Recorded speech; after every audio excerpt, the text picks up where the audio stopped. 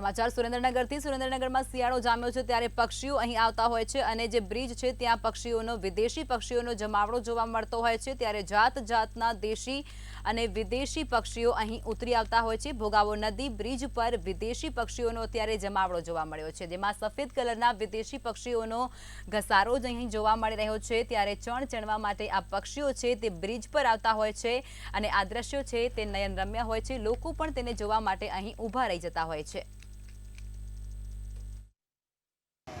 વઢવાણ ધોળીપુર પાસે જે નવો પુલ બનાવવામાં આવેલ છે ત્યાં વિદેશી પક્ષીઓનો સવારમાં જમાવડો થાય છે પણ નદીનો નીચે નદીનો ભાગ હોય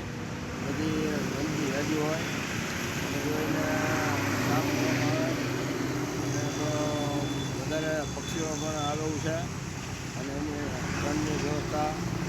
અને પાણીના કુંડા હાથે બેસે એક વ્યવસ્થા તંત્ર કરે